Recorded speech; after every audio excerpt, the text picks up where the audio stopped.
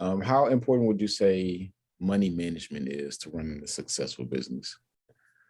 Honestly, money management is the number one key. I think it's very important because no money's management, how do you plan to succeed?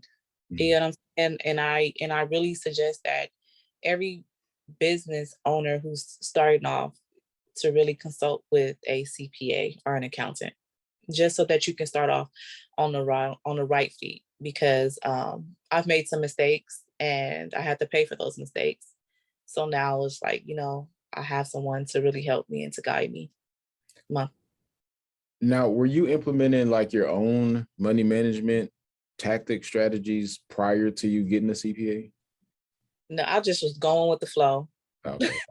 I was just going with the flow, and I'm not gonna lie to you. I was making the money, I was spending the money. I was making the money, I was spending the money because I just felt like, well, I want this bag or I want these shoes. You know what? I'm gonna go get it because I'm gonna make it back on this day. You get what I'm saying? And that's not the right way. It seems like that's a common theme among us. I did another interview and it's the same thing. And I've experienced the same thing as well. Absolutely. But when you sit down and just be like, you know what? And you really look at how much money you ran through and you don't have nothing to show for it, but some shoes and some bags, you're gonna change your mind for sure. I know exactly what you mean. Yeah. Now, do you utilize credit at all in your business? I do. What role has that played for you? Okay. So we say credit. Um, Credit business credit. cards, yeah, like business loans, any type of credit products. Okay, so for business, because sometimes people be using a personal Yeah.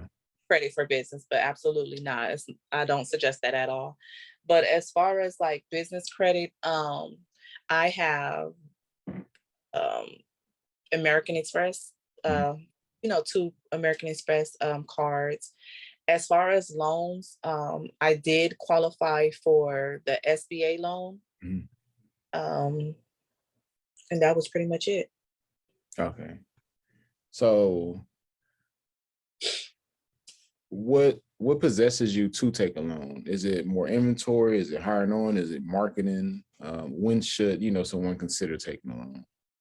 Honestly, for me, I took the loan because I wanted to enhance my marketing. And when Mhm. I say marketing, that meaning like running like Facebook ads. I wanted to hire on someone to take over like my email marketing, my text marketing, as well as stock on inventory because of the price of hair has increased drastically. So, just making sure I'm staying in stock with my wigs, my closures, frontals, and bundles, and those things like that, and being able to pay my employee just in case if things, are slow. Okay. So not necessarily taking a loan for the sake of taking it, but you had a plan or some steps you had in mind that you wanted to use the money for. Absolutely. Okay, got it. Now, for hair extension brands that are just getting started, what advice would you give them for getting their first few sales? The first few sales, what advice? I say be yourself. Be yourself. Like in my company, like yeah, it's great to have hair influencers, Mhm. but I say start off your brand like with your own personality, like have your own voice and make sure that you are wearing your products and showing your people, the quality, whether it's you washing it, conditioning it, coloring it, cutting, installing, those things like that. Like do a few reels. The reels will really work for you. Like once you have one viral reel, you're going to the top. Okay, got it. But don't just put anything out there. Like really make sure that it's something that, you took the time out to do. Really quickly, if you need help marketing your beauty brand, I offer everything from courses to coaching to done for you services where I manage your ads for you for those of you who qualify. If you're interested in those products or services, go ahead and click the link in the description of this video. Now let's get back to the podcast. For someone who is new, I know one thing they struggle with a lot is content ideas. Where would you say they source content ideas from if they really don't know what to post? If you don't know what to post, I honestly suggest this is what I do. You don't have to copy, but I suggest you looking at your favorite hair brand. Okay. Go your research. Look at your favorite hair brand. I'm not saying copy their content, but get an idea of how, they're doing that content, how they're posting. Like, then go ahead and look on your insights to see what's the best time for you to post. Once you look at your favorite hair brand, then that's what a light bulb would ding, like, ding, okay, well, this is what I want to do. You get what I'm saying? Okay, got it. Can you give me 2 or 3 of your favorite resources when it comes to like learning about entrepreneurship, business, things like that? My 3 resources, I really do a lot of research. I love, I'll go on Amazon and I will, I can't even think of the books. I've purchased books from Amazon, basically how to run a business or how to run a successful business. Um, Basically, mental health in business, because it can get overwhelming. Mhm. Those things like that. And then I listen to like different podcasts. What is her name? I can't even think of her name. I also, in Facebook groups Okay. that can work. I also listen to Judy, the real Judy, know who she is. April Diva Glam. Um, there's a lot of good people.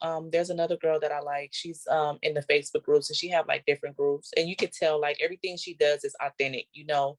She means well, but I feel like a lot of people don't get her because of how honest she is, and I love it.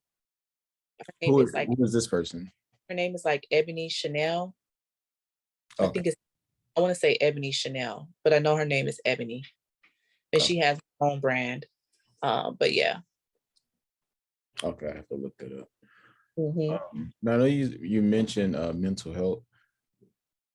What are some things that you can suggest as far as